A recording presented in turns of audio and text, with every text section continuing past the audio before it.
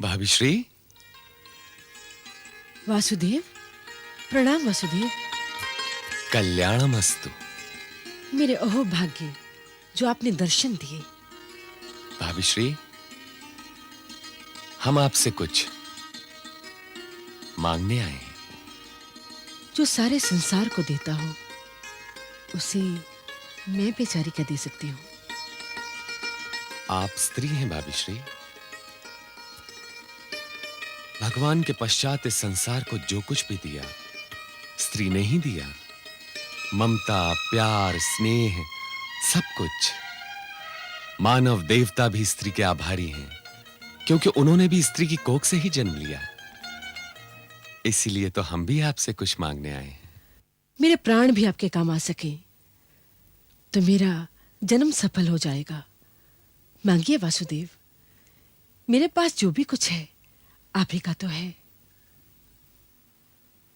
हम आपसे आपका पुत्र घटोत्कच मांगने आए भाभी श्री। मेरा पुत्र? अच्छा, युद्ध में रक्तपात करने के लिए? रक्तपात रोकने के लिए। मैं समझी नहीं केशव। दानव मूर की पुत्री मोरवी वर की खोज में न जाने कितने नवयुवकों की हत्या कर चुकी है।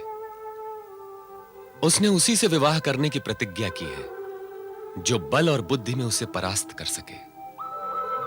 हम जानते हैं कि यह उसका अभिमान है और उसका यह अभिमान केवल घटोत्कच ही चूर कर सकता है। किंतु उसके लिए आपकी आज्ञा आवश्यक है। अवश्य ले जाइए वासुदेव, किंतु मेरी एक विनती है। वो क्या? वासुदेव, घटोत्कच को मौरवी के पास भेजने से पहले मेरे पतिदेव पांडुपुत्र भीम से अवश्य पूछ लीजिएगा। कदाचित मेरे पतिदेव ये ना सोचने लगे कि उनसे दूर रहकर उनकी पत्नी स्वतंत्र निर्णय लेने लगी है। हम आपके पतिव्रत धर्म का आदर करते हैं भाभी श्री। हम मजले भैया से अवश्य आज्ञा लेंगे। पुत्र घटोत्कच। जी माताश्री। वासुदेव, प्रणाम वासुदेव। आयुष्मान भव वत्स। पुत्र, वासुदेव के साथ जाओ और ये जो भी कहें बस वही करना। इसी में मेरे जीवन का सुख है। जो आज्ञा माताश्री। आयुष्मान भव। हम पर आपका ये ऋण रहा भाभी श्री। चले वत्स। चलिए।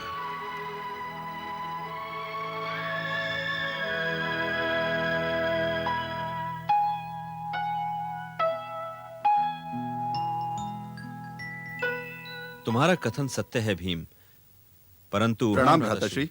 प्रणाम। बहुत शुभ समाचार है भ्राताश्री। अच्छा, क्या हुआ? पराग ज्योतिषपुर का राजा नरकासुर देव माता अदिति के कुंडल और वरुण देव का छत्र छीन ले गया था। देव नंदन ने उनका वध किया और कुंडल और छत्र वापस ले आए।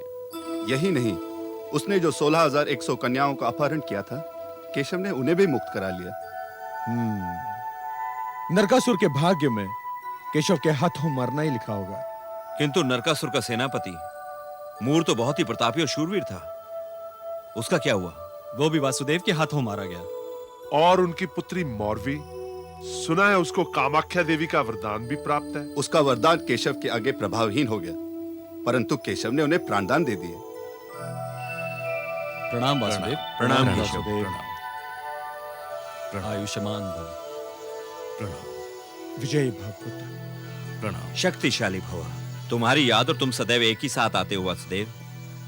किंतु पुत्र घटोत्कच को साथ लाकर तुमने हमारे मन को और भी प्रसन्न कर दिया। प्रणाम पिताश्री। पुत्र, तुमको तो तुम्हारी माता एक पल के लिए भी आंख से ओझल नहीं होने देती। आज कैसे छोड़ दिया? इसे हम लाए हैं मजले भैया। हम आपकी आज्ञा लेकर इसे मोरवी के पास भेजना चाहते हैं। दानव पुत्री मौरवी के पास?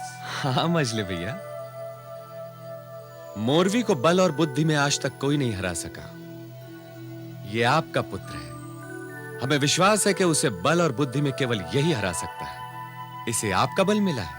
अरे अरे वासुदेव, ऐसा अंधेर कदापि ना कीजिए। यदि इसे बल मजले भैया का मिला तो बड़ी अच्छी बात है, किंतु यदि कभी इसे बुद्धि भी मजले भैया की मिली तो यह बड़ी चिंता का विषय होगा। ये न भूलो पार्थ कि हमारा घटोत्कच केवल मजले भैया का ही नहीं, हमारी भाभी श्री हिडिंबा का पुत्र भी है। वे मायावी दानवी हैं और बुद्धि के बिना कोई मायावी नहीं हो सकता। तुम जाओ पुत्र, ये लोग तो मेरी खिल्ली उड़ाते हैं।